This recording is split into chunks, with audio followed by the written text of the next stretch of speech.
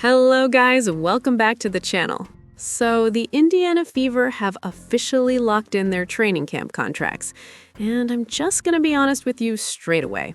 I'm not the biggest fan of what I'm seeing right now. I'm not saying it's terrible, I'm not saying it's a disaster, but it's definitely not exciting. It just feels underwhelming. And for a team that should be pushing forward right now, that's a bit concerning. Let's start with the biggest name here, which is McConnell. She's the one people are actually going to recognize, and she's probably the only one where you can make a somewhat reasonable case for upside. Now, with McConnell, I don't hate the signing. I really don't. She's one of those players where you feel like she hasn't really been given a proper opportunity yet. Last year, she barely played, didn't get consistent minutes, and it's tough to judge anyone in that situation.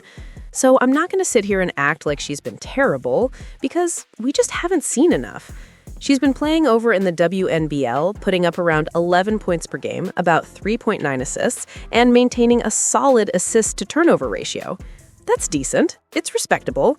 But at the same time, let's be honest, that's not the kind of production that screams, this player is about to break into a WNBA rotation.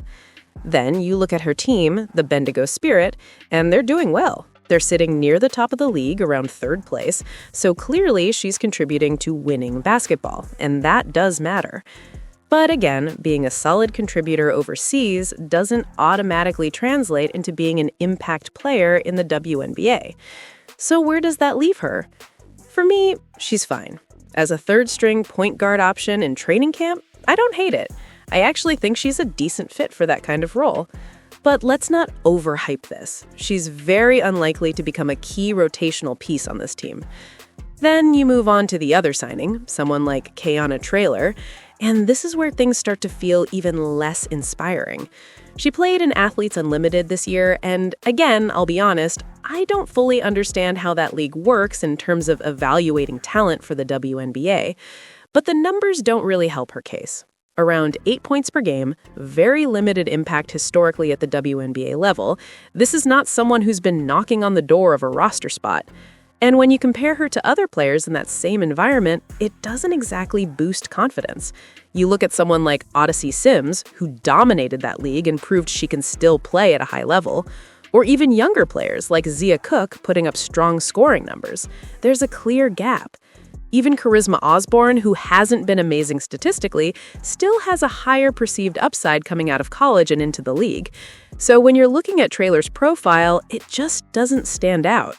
It doesn't give you that feeling of, okay, this could be something. And that's really the theme here. Nothing about these signings feels like it has real upside. Now compare that to what other teams are doing, and that's where the frustration really starts to build. The New York Liberty are going out and signing players like Pauline Astier, a guard with legitimate international pedigree and real developmental upside. That's a move where you can see the vision. The Atlanta Dream are bringing back Maisha Hins-Allen, a proven, physical player who can actually contribute right now. They're also looking at international talent like Holly Winterburn, players who may not be stars but at least bring intrigue. Even teams like the Dallas Wings are taking swings on international prospects like Veronika Vorakova. And then you look back at Indiana and you're just like, where is that same energy? Because here's the thing. This offseason is different. This isn't a normal year. This is the year where a ton of international players are coming over to the WNBA. The financial structure has improved, the incentives are better, and players who previously stayed overseas are now making the jump. That means there are real opportunities out there, legitimate rotational players. Non-American players with high-level experience are available. And somehow, the Fever didn't get any of them. Not one. And that's what makes this feel like a missed opportunity more than anything else. Because if you're the Fever, with a core built around Caitlin Clark, Kelsey Mitchell, and Aaliyah Boston, you should be thinking about winning, not just developing. Winning. And when you're in that position, every roster spot matters. Every training camp invite should have some level of upside, some chance of turning into a real contributor. But right now, these moves feel more like filler than anything else. And again, I want to be fair here. I don't think McConnell is a bad player. I actually think she can play. She showed flashes last preseason, real flashes. There were moments where she looked confident, in control, making good decisions. So maybe she comes into camp, competes hard, and earns a spot. That's definitely possible. But even if she does, what's her ceiling on this team? Is she cracking the main rotation? Probably not. Is she playing meaningful minutes in big games? Unlikely. So then you're back to asking, what's the long-term value here?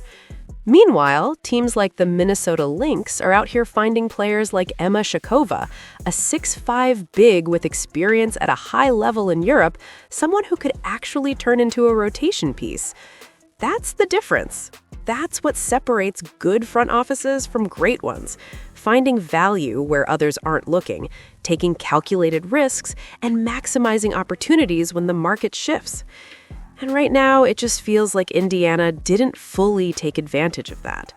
Now, I'm not going to go as far as saying the Fever are unserious. That would be too harsh. A lot of teams do exactly this. They bring in players from Athletes Unlimited, they sign fringe WNBA talent, and they let them compete in camp. That's normal. But the context matters. This year, more than any other, you had access to a different level of talent internationally. Players who could genuinely help your team right away. And instead, the Fever played it safe. Too safe. And maybe it works out. Maybe one of these players surprises us. That's always possible in sports. But as of right now, compared to what other contenders are doing, it just doesn't feel like enough. It doesn't feel like a team that's going all in. So yeah, overall, I'd say these moves are fine. But that's it. Just fine. Not exciting, not impactful, just fine. And when you're trying to compete for a championship, fine usually isn't good enough. Anyway, that's my take on it. Let me know what you guys think down below. Am I being too harsh, or do you agree that this feels a little underwhelming? And as always, don't forget to like, comment, and subscribe. Sophie's that wild card, man. Sophie's a dog. She's a competitor, but what she brings from an energy standpoint, she raises the level of play of everybody around her. She's definitely an X factor.